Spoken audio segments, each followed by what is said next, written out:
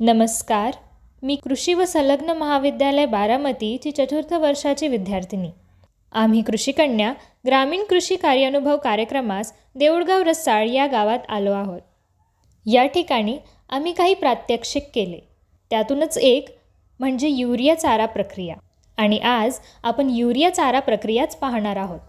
त्याचे फायदे व जनावरांना देतानाची घ्यावयाची काळजी. तर चला पाहूया.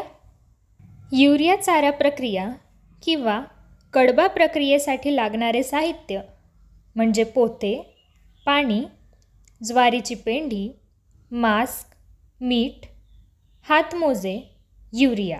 या प्रक्रियेसाठी सर्वप्रथम चाऱ्याची कुट्टी करून घ्यावी. साधारणतः 100 किलो चाऱ्याकरिता 4 किलो युरिया वापरावा. युरिया पाण्यात मिसळून घ्यावा व त्यात 1 किलो मीठ मिसळून घ्यावा. जमिनीवर टाकलेल्या पोत्यावर चारा एकसारखा पसरून घ्यावा.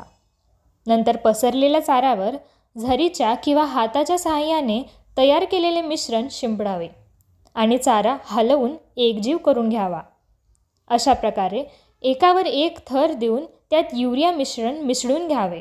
प्रत्येक थरात युरिया मिश्रण मिसळून घेतल्यावर चाऱ्यावर दाब देऊन जास्तीत जास्त हवा काढून घ्यावी.